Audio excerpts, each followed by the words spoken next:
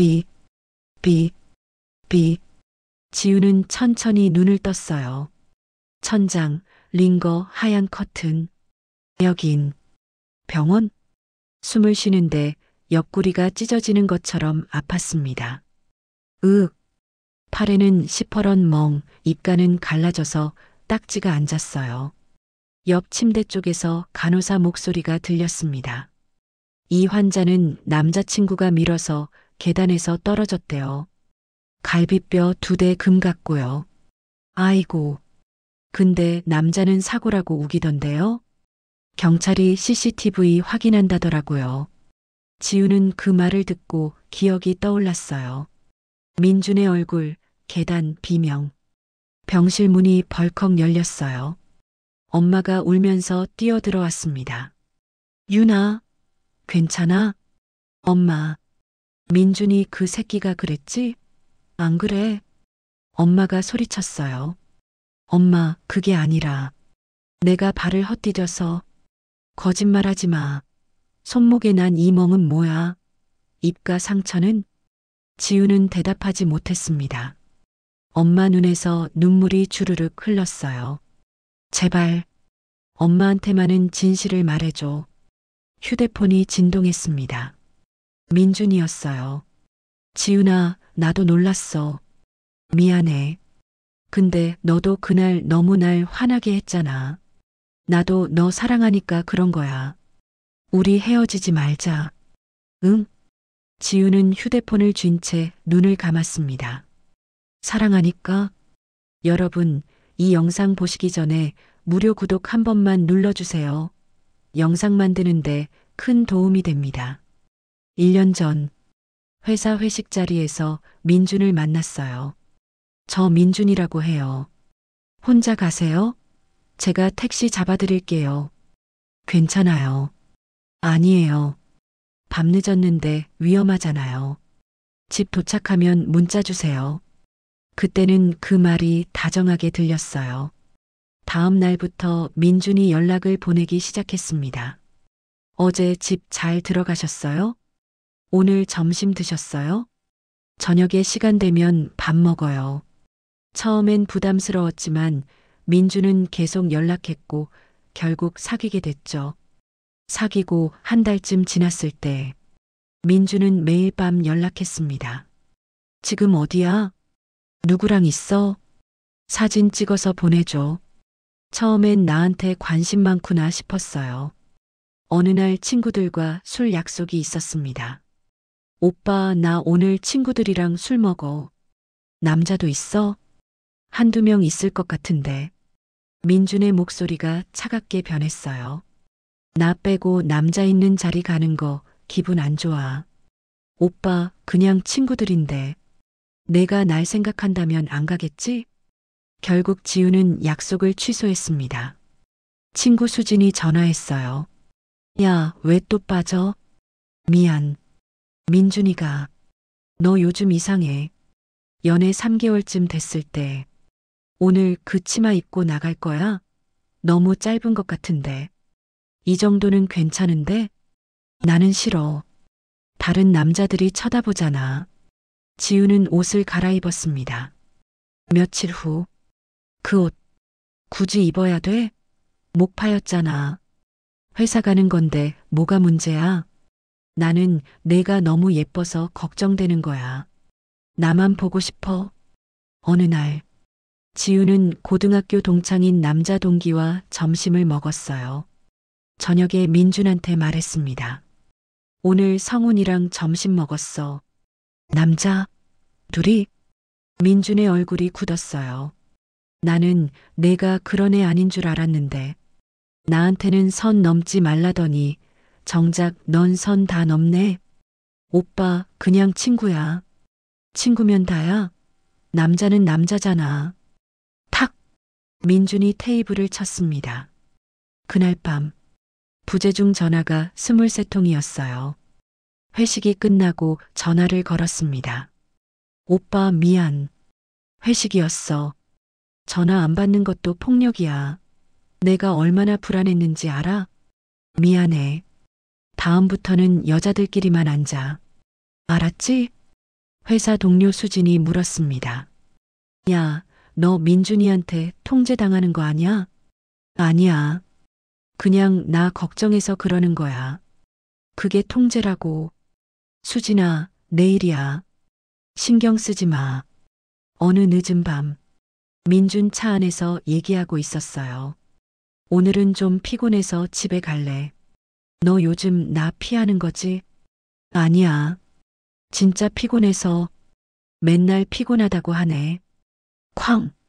민준이 운전대를 세게 내리쳤습니다. 지우는 깜짝 놀라 뒤로 움츠렸어요. 아, 너 말 똑바로 해. 민준이 소리쳤습니다. 그리고 지훈의 손목을 거칠게 잡았어요. 도망가지 마. 아파. 너 진짜 날 무시하는 거지? 손목에 세게 힘이 들어갔습니다. 집에 들어와서 거울을 봤어요. 손목이 시퍼렇게 멍들어 있었습니다. 다음 날 아침, 엄마가 물었어요. 이거 왜 이래? 아, 회사에서 부딪혔어. 거짓말이 자연스럽게 나왔습니다. 오후에 민준한테 문자가 왔어요. 지훈아, 나도 어제 내 모습 보고 충격 먹었어. 근데 내가 너무 냉정하게 말하니까 내가 날 그렇게 만들었어. 미안해. 다시는 안 그럴게. 지우는 답장을 보냈어요. 나도 어제 말 심했어. 우리 서로 노력하자. 시간이 지날수록 통제는 심해졌어요. 그런데 이상한 일이 생겼습니다. 민준 휴대폰에서 여자 이름이 자주 보이기 시작했어요. 오빠, 수빈이는 누구야? 회사 후배. 왜 이렇게 자주 연락해?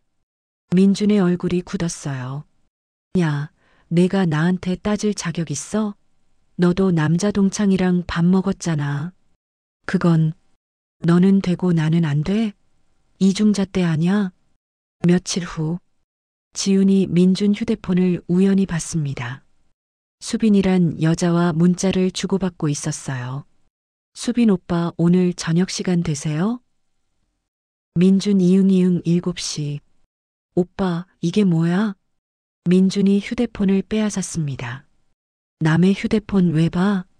오빠가 바람 피우는 거 아니야? 바람? 웃기지 마. 그냥 회사 후배야. 근데 왜 하트를 보내? 야, 요즘 애들 다 그렇게 써. 내가 오버하는 거야. 민준이 화를 냈습니다. 너 진짜 의심병 심하다.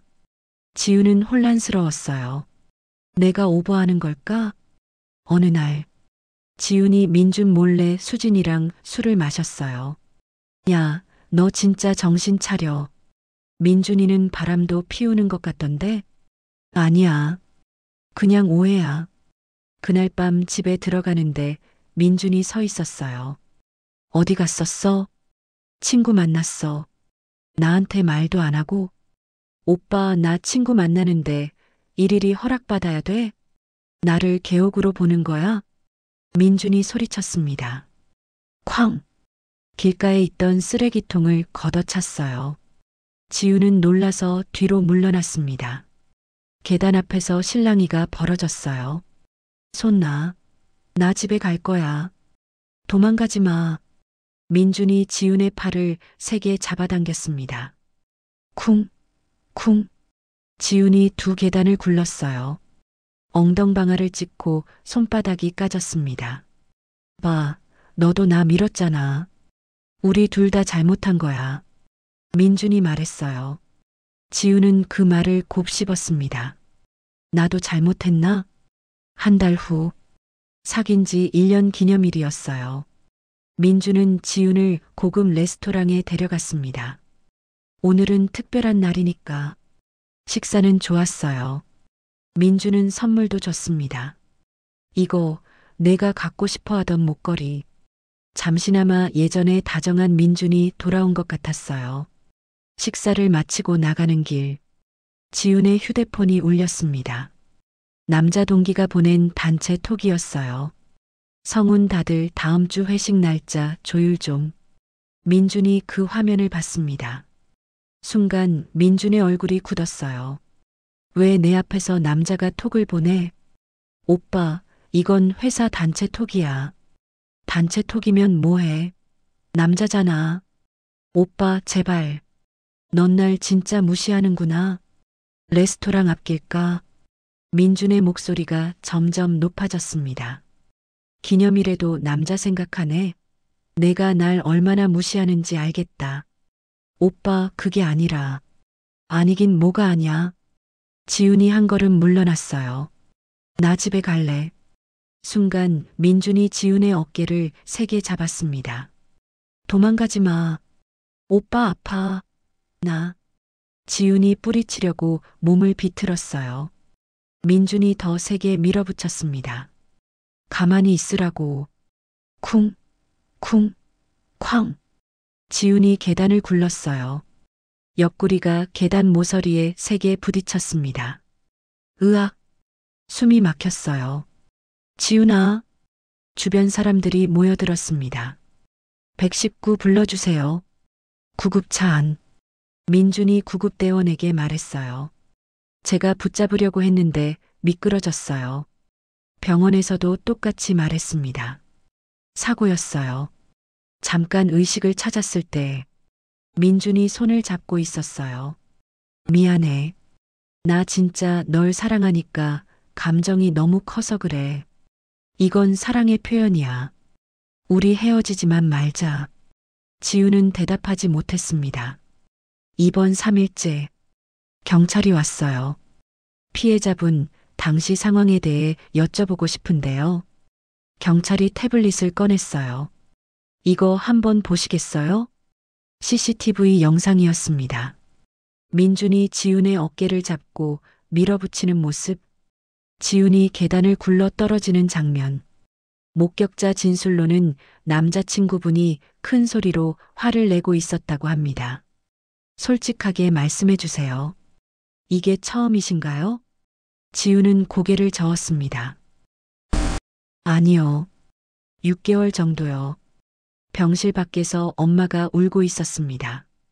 경찰이 나간 후 엄마가 들어왔어요.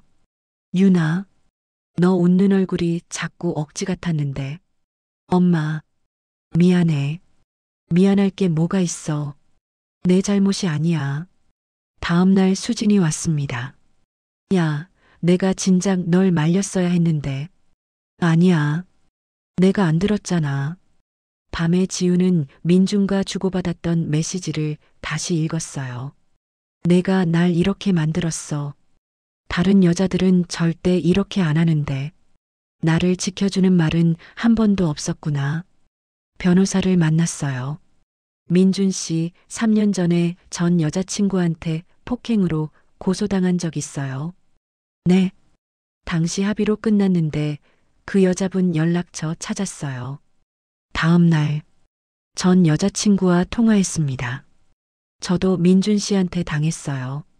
정확히 똑같아요. 처음엔 다정하게 굴다가 점점 통제하고 그러다 어느 날 계단에서 밀쳤어요. 저도 병원 갔어요. 고소했는데 민준이가 무릎 꿇고 빌더라고요. 합의했는데 후회해요. 지훈 씨, 제발 끝까지 가세요. 민준이는 절대 안 변해요. 지훈은 분노가 치밀어 올랐어요. 나만 당한 게 아니었구나. 그리고 지금도 수빈이랑 바람 피우고 있잖아. 탐정사무소에 전화를 걸었어요. 민준이라는 사람 조사 좀 부탁해요. 바람 피우는지 확인하고 싶어요. 일주일 후 민준 씨, 수빈 씨와 주 2, 3회 만나고 있습니다. 호텔 출입사진, 손잡고 걷는 사진 다 있습니다. 지우는 사진을 봤습니다. 민준이 수빈과 웃으며 걷는 모습, 호텔로 들어가는 모습, 차 안에서 키스하는 모습. 지우는 웃음이 나왔어요. 이 새끼가 날 사랑한다고? 카페에서 전 여자친구 혜진을 만났습니다. 민준이는 패턴이 있어요. 처음엔 완벽한 남자친구처럼 굴어요. 그러다 점점 통제하기 시작하죠. 그리고 폭력?